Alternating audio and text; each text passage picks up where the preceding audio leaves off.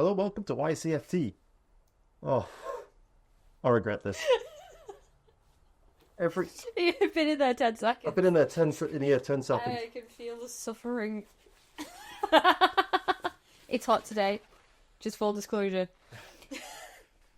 Welcome back to Ycft. It's honestly, every time I wear that thing, which isn't very often, it's so warm and it's so hot. Right. It's not often. We don't wear this privately. I'm pretty sure the last video we did on Creature from the Lagoon, I just refused to wear it because it was the hottest day of the year here. Well, we have a thing where we always do a creature video in summer because, timely. Yeah. So it just always so happens that it's scorching hot. When I put it on. Yeah. We're finally bringing our Creature from the Lagoon series to an end with The Creature Walks Among Us from 1956, directed by... John Sherwood.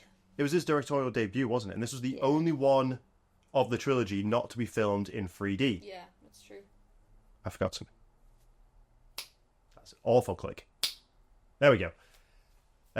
David in post will make it all black and white. Yes. On the good click, not the bad click.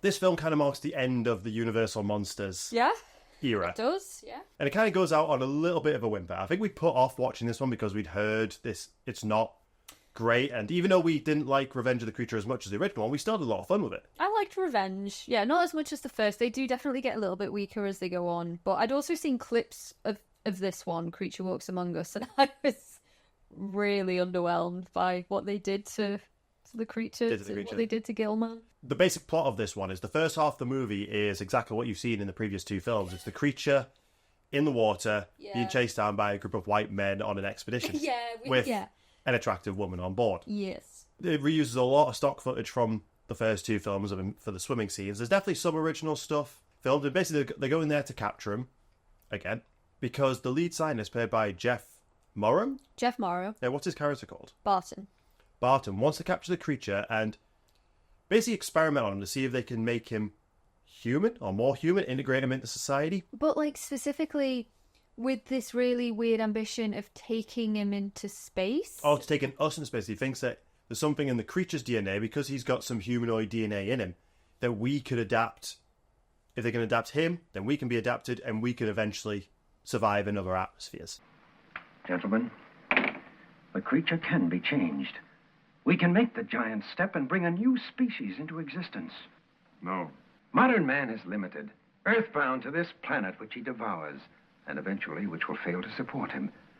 Yet, he's bound to it because he's physically incapable of taking the next giant step into outer space.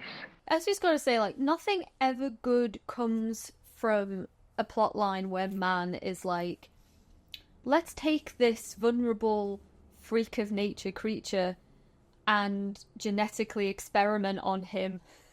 Things will work out well. Yep. It's nothing ever good ever comes from that storyline. So they battle the creature every now and then. It's you don't see the creature for a good chunk of the movie, and it's still Rico Browning playing him in all the underwater scenes. Unlike the second one, where they quite smartly really use dynamite to bring him out of the water. This one, they're trying to gas him, I think, under the water. Yeah, it seems it. And the capturing of him just feels a little bit anticlimactic to me, because they're on a little rowboat, and he gets on the rowboat and ends up pouring gasoline on himself, so they set him on fire. It's honestly, on first watching, it looked to me like he set himself on fire. It's like the creature himself doesn't even want to be in this movie. I know. I guess, as you were saying, though, for the expedition scenes is basically eat, sleep, repeat of what we've seen from the previous two. And by the time we do get to the fire scene and the fight on the little canoe boat in the lake or whatever it is, the lagoon, I guess it's kind of exciting. It's the most exciting thing we've seen up to this point. There's more of a fight between the men and Gilman in a way that maybe we've not seen. Yeah. From what I can remember from Revenge. But yeah, ultimately it's more of the same. So our leading lady, Marcia. Yeah, who's she played by? Lee Snowden. So she's married to Barton, and to be honest, it seems like an odd choice to put this type of story arc in there, but I did find it more interesting is that she's in an abusive relationship with her husband. Yeah, he's a very violent and a very jealous man. There's a lot of stuff going on with him. He is paranoid. She just needs to look at another man and his heckles are raised. So it's like he's a paranoid husband and a mad scientist. Like that's a disaster waiting to happen. But that actually ended up being the more interesting part of the story for me. Actually. So they set her up to be this like go-getter. She likes adventure, so she goes diving with them, basically just to like be off the boat from her husband because he doesn't want her to go, especially go down the water with other men. And eventually she goes too deep and basically starts suffering from like underwater and some sort of underwater sickness that can happen to divers. What exactly is it? I tried to, because we were really confused when we first saw that scene, because it just, on first watch, she just sort of faints for like no... She starts taking her equipment off and then sort of faints. Basically, she just went too deep. Yeah, sure. I think. So, yeah, she lost consciousness. But then from that scene onwards, she's never that go-getter again. Yeah. But I still find their relationship... Their scenes are hard to watch and they're tense. But they're interesting. It is an interesting subplot, yeah. I mean, they are grim. I think Jeff Morrow plays, like, because he gets drunk in a few scenes as well. Like, he plays the drunken, abusive husband a little bit too well. And it is quite uncomfortable. Like, there's a scene on the boat where he tries to kiss her. All the other guys have gone to bed, and it's just him and his wife. And he pulls her into this embrace. And he tries to kiss her, and she's really just not reciprocating it at all. And then he just, like, flings her to the side.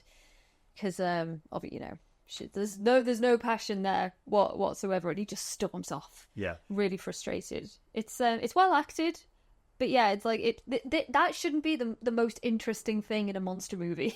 No, And a love interest, I don't really know. I think he's more interested than her, obviously, and he's also not very likable. No, he's horrible. He's a brute. I mean, he's the guide, isn't he? Like, he's not one of the doctors. He's just there, like, guiding them through the lagoon.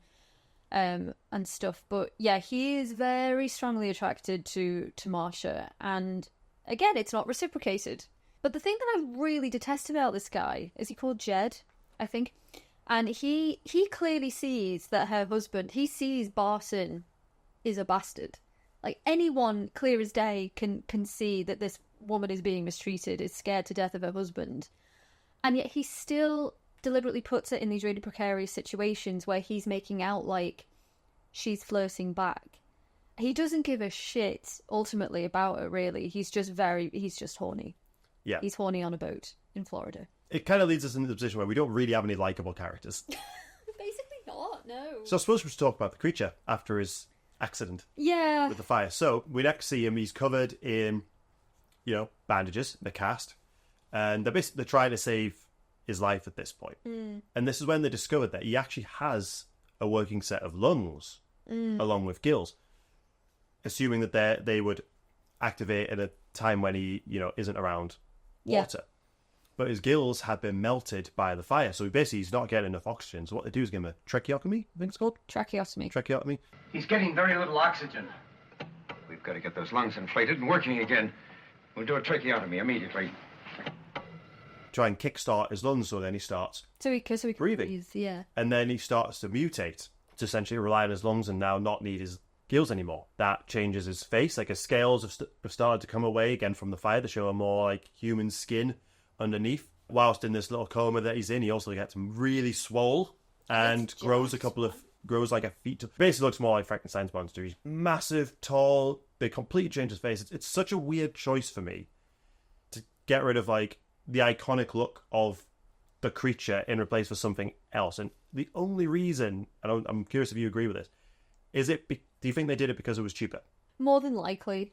Yeah. Yeah, probably. But at its core, I actually think the story they went with is really interesting. This idea of taking a creature out of his natural habitat and trying to force him to adapt. We've seen it done in other films before and it works. Yeah. And there are scenes with the creature in this that I do still really like. It's just, it seems like an odd choice to me. I agree in that I think it is an interesting idea, but before I started watching it, I was under the impression that it was going to be this team of doctors that Frankenstein it in a way. Like they genetically alter him and they do all these, really horrible experiments on him to try and deliberately make him more human. I didn't realise, and part of me is still a bit confused by the extent of their surgeries versus how much he just naturally adapts to being on land. But I wasn't necessarily anticipating that actually there's very minor surgery. It's just the creature adapting. So then the Frankenstein thing is kind of removed. It's not necessarily like this evil team of doctors, doing all these wicked experiments on him. It's just the creature doing what he does. Yeah. I guess. So that kind of not threw me for a loop, but I wasn't necessarily expecting that. But yeah, it just kind of leads into this this issue I have though with the creature is like, by and large, especially by the time he's on the boat and he is having these surgeries and whatnot, he is just like very kind of passive in that, a lot of it seems he's on the gurney, he's on the stretcher. There's no real interesting interactions that any of the characters have with him. It's like he's in a scene and the doctors are just talking amongst themselves. You're just like... And he's just kind of like looking around. Like, he's not interesting to watch. I think they kind of say that he's forgotten. He's potentially forgotten what's happened to him. Potentially. Well, maybe. What's it I do really like is, after he does wake up and he does escape, he works out how to use a door handle. Yeah, and like hand. Massive jacked self going down the corridor. Yes. He naturally tries to escape into the water. Yes. But he can't breathe. But he can't breathe anymore. And yeah, Rico Browning would have been under the water for this one. Rico Browning plays him underwater. Don Megawan plays him on land. Yeah, so Rico's played him for all three films, but he's a different person on land for all three of them. Yeah, and I think Don was about 6'9". Yeah. Giant, an absolute giant. But I do really like that scene when he goes in there and he just starts like grabbing. He doesn't know what's going on. It's really sad. It is to watch. And we get the closest we have to a male character that's likable. I can't even remember his name. No, it's just the other doctor. Yeah, he's the one that's like, it doesn't agree with what they're doing, but is going to go along with it anyway to make sure that what they're doing right. Goes down, saves him. The creature initially tries to fight him, but he keeps putting his scuba equipment into his mouth to help him breathe. And I'm like, this is interesting. This is the first time the creature's had to rely on a human to save him. But that doesn't really go anywhere. No, it doesn't. There's only one other scene that I really liked with that character, like the good doctor. You've got Barton and then you've got this other guy, and they're constantly kind of come to blows with ethics and morals and stuff. But there is a scene where the creature, again, is on the gurney, I think, and he's a bit out of it. And the good doctor just kind of, he puts his hand on his shoulder. Yeah. Just like a little moment of comfort. And I did quite like that. It's just like man to creature, just sort of like, with no words, just, physically saying like, it's okay. It's okay. But yeah, other than that, like, there's no real interesting interactions that they have with the creature. And then, like, fast forward a few other scenes, the creature just stares off into the sea, into the lake, and like just kind of ponders.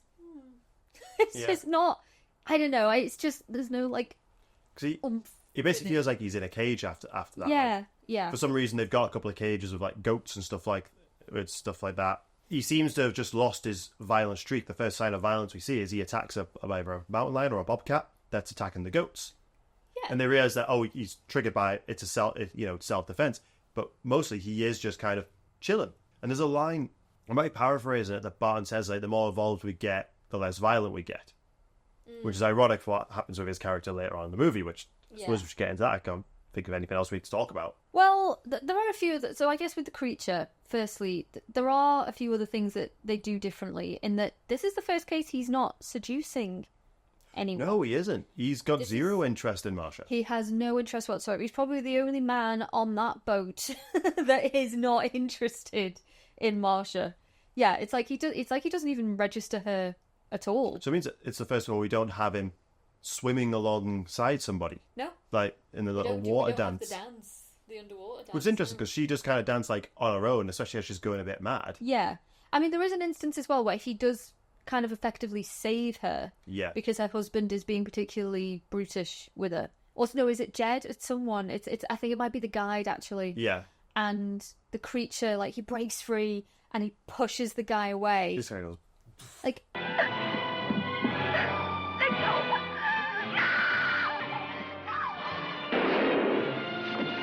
effectively saving Marsha, but I think it wasn't deliberately to save her. It was just, get out of my way. Yeah. But he does, like, inadvertently does save her. But maybe it would have been a bit more interesting if the creature had registered, like, bad behaviour, don't treat a woman like that. Yeah. Like, if they'd have given him more of, like, a conscience, maybe? I don't know. I don't know, guys. It's an odd choice, but I will always give a film credit for doing something a bit bold and doing something different. Third movie in. Yeah, ultimately, it obviously hasn't worked. Barton wants the guide gone. Tells him to pack his bags. The guy, he doesn't really try and say that nothing's happened with Marcia, because nothing has. What's bothering you, Doc? Your wife? Get out. Oh, it must be your wife, Doc.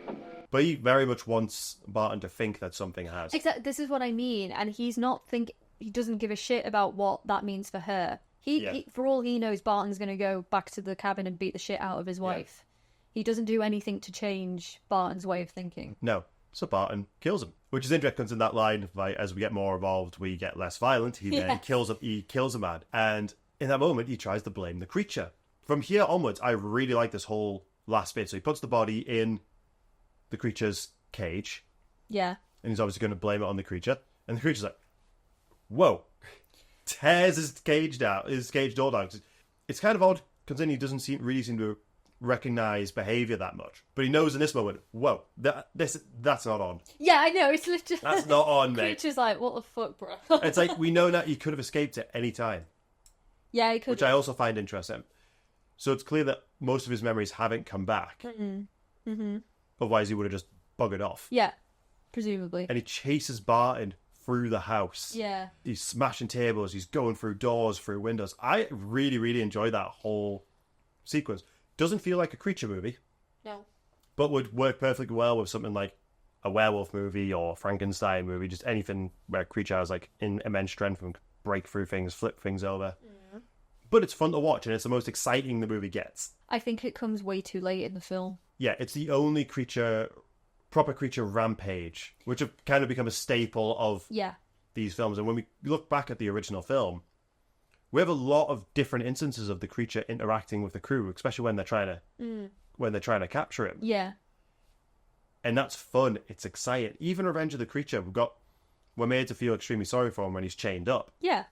And we have really interesting scenes there. This, I do still feel sorry for him, and he is the only likable character in this film. But we needed some more action early on. This is it. It's like Barton killing the guide, hiding the body in the creature's, like, cage area, pen. Yeah. It's interesting, and yes, the chase through the house is interesting. I like how the creature just singles out Barton at this stage.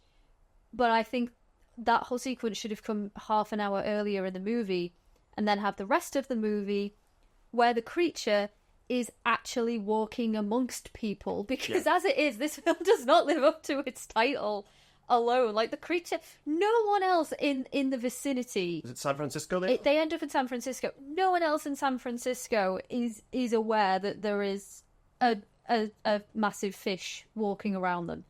It's like, it's just confined to the expedition crew. So I think, have that breakout scene earlier, then have the creature going through San Francisco, scaring the shit out of people, and then, with his goal of getting back towards the ocean. That's what we needed. We needed, just more of a rampage. It's either that, or they do a King Kong thing where have him kill Barton, have them very much realise it's not his fault. Yeah. And then we need to do right by this creature. We need to integrate him. We can't undo what's been done. We need to integrate him into society. So essentially show him off a little bit like they do in King Kong, and have something happen where he ends up going on a rampage again. Yeah. Like on the poster for this movie. You like on the poster. Like as was promised. There's a lot more fun that could have been had with this, I think, if it had more of a budget. So he does eventually, he leaves the compound, again showing how easily he could have escaped at any point. He pushes down like a brick pillar for the gate. Yeah. It's like, he is pretty strong. He just stands at the beach and looks out at the ocean. Yeah. And the movie just ends. And it's like... The movie just ends. I have never been more shell-shocked by an abrupt ending like this before, and I'm not exaggerating. I think I threw my pen in the air because I was not expecting I thought we'd at least have like another 10 minutes of screen time, because we needed another 10 minutes of screen time. It just ends. We don't even see him walking into the sea. He's just looking at the sea, and then credits. I've never been like that, like just flabbergasted by the abruptness of it. I mean, I'm still just shocked by how quickly they chose to end it. Is a sad ending, and I feel for the creature when I'm watching the movie. But yeah, they all have abrupt endings, but you could have at least followed the trilogy and have him use the same shot of him floating down into the water after being shot. At least, reuse the stock footage, yeah. I know it wouldn't match up with how he looks now, but at this point, who cares? Yeah, we demand the stock footage. We demand the stock footage of him floating down into the water and unexpectedly being alive in the next movie. And maybe they thought seeing him walk in to the ocean was just a bit too grim. Well, as if he's going to kill himself. Yeah, if we'd have actually seen him actually going underwater. Maybe they shot it. You never know. I couldn't find a ton of trivia on this one compared to the other ones. No, but as it is, he just looks at the ocean and then end. Roll credits. Yeah. I was seriously not expecting that. I mean, it's a short runtime. They all are short runtimes, but I felt the movie didn't feel like it was done. I think that was the thing. I was genuinely anticipating another 5-10 minutes, another fight scene or something. And then just before that, we get this really I don't know, weak moment of the expedition crew in the house, and Marsha comes down the stairs and she's got all their cases packed. Dressed in black. She's very happy. A very happy widow. Oh yes, I'm going to get the train back. And she goes to the nice doctor who fancies her, and she's like, you will come and visit me, won't you? Yes, of course I will. It's why, whatever. So that little storyline is nicely wound up. And then, yeah, it's just, I'm so dissatisfied with it. Can you tell? Yeah, I can. I'm really, really just shocked. Just shocked by how quickly. How much of a whimper this trilogy went out on. Right? Yeah, it didn't go hard enough. I think it's just a state of what Universal, where they were at the time. The creature himself was a revival of, the Universal monsters at a time when all their previous ones were dwindling. Yeah. But ultimately, I think audiences weren't as interested. I guess not. I mean, they were bashing these films out as well, because the first one was 54, sequel was 55, this one's 56. So they were really, hammering them out. And the fact that it ended here, it is, I don't know, it's sad. Obviously, he has never had another film since. No. Oh, he does appear in The Munsters, I recently found out. Yeah. I must have seen that as a child as well, Uncle Gil. Which looks, he looks okay. I know I've mentioned this in the previous two films, but we do these a year apart. Monster Squad did want to use the Gilman properly, because they wanted that movie to be Universal Monsters, a send-off to all the creatures, and Universal said no. Yeah. So they had to change the design enough so that it's not the Gilman. But I actually kind of like how they do Gilman in that one. Yeah, yeah. He has about as much runtime as he does in all the other ones. And then obviously Shape of Water was also intended to be a creature from the Black Lagoon film, but it wasn't. Universal, they seem scared to let somebody use him. Yeah. Because unlike all their other monsters, he is solely their creation. Yeah. But they've not done anything with him. No, that's for the thing. Why are you the better part of 60 years. Yeah. It's like they're keeping him hostage. If you're not going to let Guillermo del Toro officially use the Gilman, who are you going to let use it? Well, this is the thing. And I think everyone just does sort of say, Shape of Water is the unofficial sequel or the unofficial reboot of Creature from the Black Lagoon. Yeah. And obviously Del Toro's spoken about how much of an inspiration it really was. Yeah. And so I'm okay with that, because I do like The Shape of Water, but still, it's not quite the same. We interrupt our program to bring you this important message. We'd like to shout out our groovy members. We appreciate everything you do for this channel and helping us grow. You guys are awesome. If they were to make a new series of films, I think you could make the plot of this one work. Mm-hmm. But it would have to be quite dark, and I think it's definitely doable. Yeah, I think somewhat you can do it. I think we spoke about in Revenge, you can do it. I don't know how scary it would be though, because ultimately I don't know how a humanoid fish creature is scary to people these days. Not monster. There's a reason the Universal monster movies kind of died out, because and they're still kind of they're struggling to come back. Yeah, so I think actually really Shape of Water went in the right direction, make it more of a romance than anything. Because I don't see how you could make him a scary thing anymore. Do you think you could make another Monster Squad today with Gilman? A Monster Squad movie? Yeah.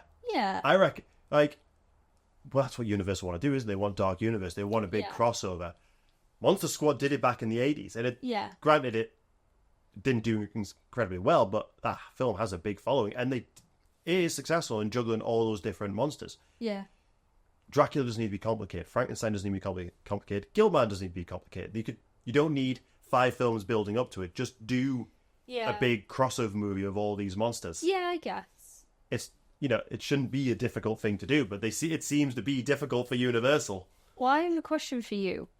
Because now that we've done the trilogy, and I know we've not tackled all of the Universal monsters yet, but based on the ones we have seen, is the creature, do you think he is the most tragic of the Universal monsters? Oh, yeah. Absolutely. I know often Frankenstein is regarded as the most tragic, and he is. He is absolutely tragic. Wolfman is a contender. Wolfman is as well, but for some...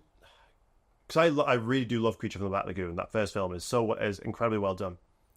His idea, like, he's just doing his own thing. He's just in his own habitat. He's not being created by man. He's not cursed. He's just a fish man living in this lagoon, and people keep coming and bothering him, shooting at him, stabbing him, blowing him up, setting him on fire, putting him in cages.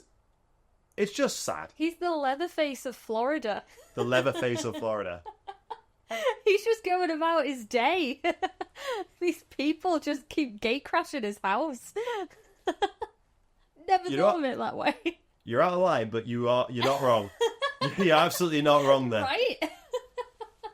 For a while, like, he's on the defensive. But the thing is, why did we never get Bride of the Creature of the Black Lagoon? I know. Like, everyone else got a bride. Well, this is it. Oh, we've also recently just, like, watched a few, like, documentaries on the first one, and Julie Adams, who's, like, the lady in the original movie, even she says, yeah, like, he's in love with her. It's a romance. Like, that underwater dance, it's a love scene. Well, it's meant to be... Even Julie was behind it. Well, apparently the intention behind it was basically, like, it was sexual. It is a seduction. Obviously, fish don't have sex, do they? Like, the lady fish put out their eggs, the male fish put out the... What if what he was doing in that was actually, like, a mating ritual for his people, and, like, under normal circumstances, the lady creature would have put out some eggs there. Maybe. I think the intentions are, like, pretty crystal clear. Yeah. Like, he likes what he sees. So I think that's what I'm missing from this one as well, is the creature always loves his blondes. I know. Yeah. What does that say about Martian? About Martian, the creature's not interested. He just, like, doesn't get. He literally couldn't give less of a shit about her. It's almost kind of like Beauty and the Beast. Yeah. Yeah. So that's another element of his character that's been stripped away of this one, along with his identity. I know. Yeah, our creature loves his ladies. Like, that's just... We've established that in the first 2 movies. I think this has more in common with, like, The Island of Dr. Moreau than it does Creature from the Black Lagoon. Yeah, arguably. It's a disappointment, really, and I hate saying that about a movie. Also, because it was the director's first film. It's like, didn't set out to make a bad one, but it just doesn't work. I think even today, if you're going to be a first-time director on a second, third, or fourth installment of a film franchise, like, it's a difficult task. There's so much expectation. Yeah, it is. So kudos to him. And as I say, like, the acting, there are some more interesting side characters in this one than we've had, arguably, in the first 2. Like, the domestic abuse angle, yeah, it's grim to watch, but it's nevertheless interesting to watch. Jeff Moreau, as we've said, like, he does put in a really good performance, I think, as this unhinged, mad with jealousy doctor. Yeah. But yeah, it's just all in all, it doesn't really feel like it should be the third and final movie of a trilogy. No. Have you got any more notes on this one? I'm just curious did mountain lions just walk around San Francisco? Like, the mountain lion just comes into... I mean, there are, like, the redwoods, aren't they, like, quite close to San Francisco, so I assume something lives. Because I think it was a mountain lion, right? Yeah. It just, like, kind of blew me away just how casual, like, that lion just came into, like, a household. I mean, does Florida have fishmen just living in its waters? These are questions. These are serious questions we need to get answered. Yeah. Thanks a lot, guys. Have any of you watched this one? Don't. We found when looking online, this is the one where we could find the least information about, or the least amount of videos about. It would only ever be included in videos about the entire trilogy. Like, so few people seem to want to talk purely about this movie. Yeah, there's very few videos of it just like as standalone. Yeah. Yeah. Again, it's sad, but you never know. Maybe at some point, if Universal have a couple of hits, they might resurrect the character. Because they did hint in The Mummy, his hand is in a jar. That's what he's restricted to. He's a hand in a jar now. Yeah, but who even remembers that movie? That's all I remember from that movie. A reference to another movie. The room of references to other Universal movies. But even in, if I remember correctly, in the promotional still they did of all the actors that were going to play these famous roles that never came to be, I don't think any one of them was supposed to play the creature. Yeah. Yeah, that's true. Oh, well. Ending on a whimper, but it was a lot of fun covering this trilogy. It has been, I have really enjoyed it. It just made me want to watch more, but now I know I need to go watch. It's what are basically unofficial spin-offs in order to get that hit. I'm going to miss not doing it next year. Well, we'll do Monster Squad. We'll do, alright, that's fair. Or we'll do Shape of Water. We have options. We can stretch this out. So thanks a lot, guys. And we will see you in colour next week.